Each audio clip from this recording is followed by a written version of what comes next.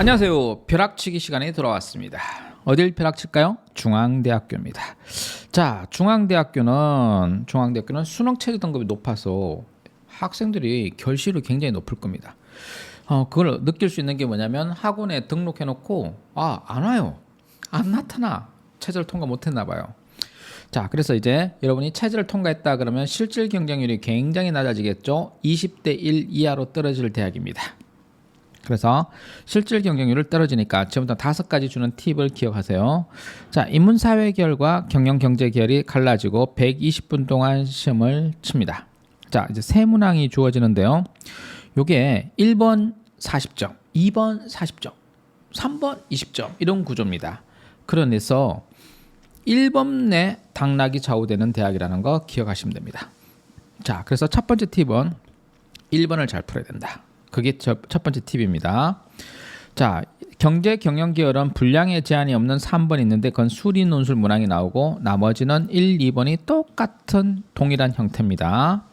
자, 흑색 필기구 사용하는데 볼펜, 연필 사용 가능하고 수정액 안 됩니다. 수정 테이프 안 됩니다. 절대로 안 됩니다. 그래서 볼펜 사용할 경우 교정부호, 연필 사용할 경우 지우개 사용하시기 바랍니다. 자, 그리고 답안지는 한 장짜리입니다. 한 장짜리. 그 한 장에 1번, 2번, 3번 칸이 있으니까 그 칸에만 쓰셔야 됩니다. 그리고 특이한 건 30분 전에는 시험 종료 30분 전에는 답안지 교체가 불가능한 거니까 이거 바꿔주세요. 이게 안 돼요. 그래서 잘 판단하세요. 자, 이제 잘 판단하란 말은 잘 쓰라는 소리야. 다시 고쳐 쓰지 않도록, 답안지를 바꾸지 않도록 하라 이 말입니다. 자, 이제 두 번째 팁입니다. 그럼 주로 어디서 출제되느냐? 교과서하고 EBS 교재에서 나와요. 비문학, 문학이 나오는데 1번 문제는 문학이 결판지어요. 그래서 문학에서 여러분이 상징을 읽어내고 그리고 또 추상화, 일반화시키는 능력이 있으면 됩니다. 그러니까 문학에는 디테일한 구체적인 사건이 나오잖아요. 그걸 일반화시킬 수 있는 능력이 필요합니다. 다행스러운 것은 통계 자료는 출제되지 않는다는 거. 그래서 부담이 굉장히 적습니다. 그리고 우리한테 뭐 주장이나 대안을 물어보진 않아요. 제시문 개수가 많지만 뭐 주로 설명 비판형이고 대안 제시가 나오지만 제시문에 딱 답이 있습니다. 그래서 여러분이 별로 고민할 필요가 없는 겁니다. 자, 이제 경영 경제 계열의 수리 문제는 굉장히 쉽습니다. 그리고 경제 관련된 것 또는 사회적 이슈와 관련된 거 그걸 수학 교과 개념을 활용해서 문제를 푸는 거라서 그렇게 어렵지 않고 배점 정도도 낮기 때문에 뭐 중앙대는 수리 논술 때문에 떨어진다고 생각할 수는 없습니다. 자, 이제 인문사회계열의 3번은 요게 대안 제시가 주로 나오는 유형입니다. 대안 제시. 자, 비판하고 대안 제시를 묻는 겁니다. 자, 여러분 이제 대비를 어떻게 하느냐? 1번 문제 같은 경우 요약형이라고 하는데 서론, 본론, 결론을 구성해야 됩니다. 언제? 550자 안에. 와우, 이거 난리 났습니다. 서론, 본론, 결론에 완결된 구조 형태로 써야 되는 게 문제입니다. 그래서 서론은 공통 주제, 묻는 말 쓰고요. 결론에는 묻는 말에 대한 대답이 있으면 됩니다. 그래서 요거는 이제 메가스터디 인강 가서 꼭 확인해 보시기 바랍니다. 내가 어떻게 문제를 푸는지. 자, 그 다음에 비판형이나 대안 제시형, 대안 추론형 같은 경우에는요. 제시문 각각에서 관점을 있는 그대로 기술하는 것이 아니라 문제를 해결하는 방향으로 논점을 좀 전환해서 사용할 필요가 있습니다. 다음에 반복적으로 이제 문제가 패턴화돼서 출제되니까 반복적으로 기출문제를 여러 번 풀어보면 됩니다. 그리고 다행스러운 것은 기출문제가 과거 걸 다 사용할 수 있습니다. 2017, 2018, 2019, 2020 2021 뭐 이런 게 쭉 다 사용할 수 있고 문제도 굉장히 많아요. 그래서 여러분 기출 문제만 패턴화해서 연습해 보면 좋습니다. 단 중요한 걸 가르쳐 주겠습니다. 세 번째 팁인데 교수들이 채점할 때 키워드 중심으로 채점하네. 그래서 그 단어가 정답이 명확히 있는 게 1번이야. 그냥 답 탁 튀어나와. 그리고 거기에 개념어 8개 잡는 거거든. 그중에 5, 6개는 찾아야 합격해. 정확히 찾아내야 돼. 유사하게.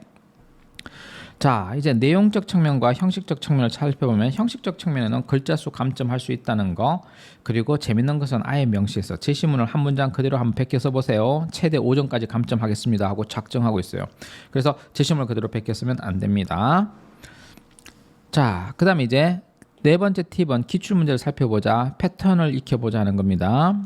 인문계열은 요약 비교형이 나오는데 요거 의사결정을 내린 이유, 그리고 그것을 초래한 결과, 이런 식으로 해서 두 개에 대해서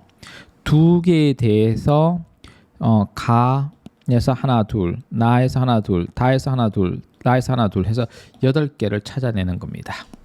패턴 그대로 나옵니다. 이걸 경영 경제 계열도 그래요. 그리고 올해도 그렇게 나올 겁니다. 문제 2번. 자, 이제 요게 조금 재밌었는데 면장의 행동에 대해서요. 바를 토대로 서술을 하라고 그랬어요. 그리고 면장이 직무를 수행할 때 갖춰야 될 자세를 바와 사의 논지를 통합적으로 고려하여 서술하라. 그래서 요 통합적 서술, 통합적 고려하는 거, 요게 2번 문제에서 자주 나오는 패턴이다. 그럼 통합적으로 어떻게 할 것이냐?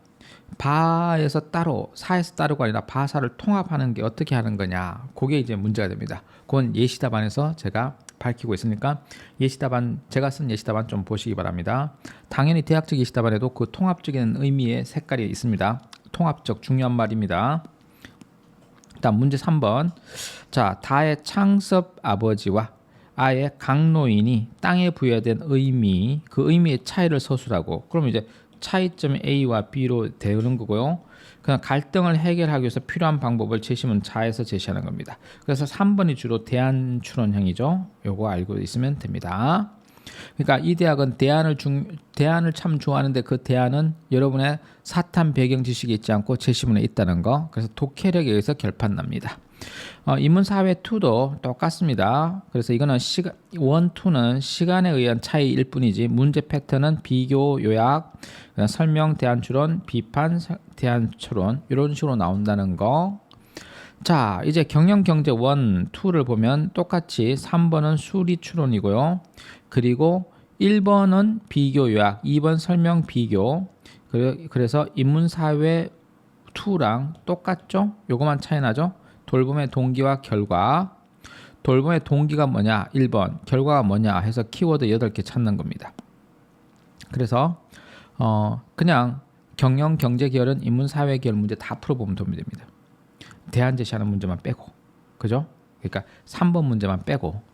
그리고 인문사회 계열은 경영 경제 문제 푸는 게 도움이 되겠죠. 1, 2번만. 자, 이제 5번째 팁, 마지막 팁. 올해 어떻게 출제될 것인가 예상해보면 모의 논술로 알 수 있는데 패턴의 변화가 없구나 하는 겁니다.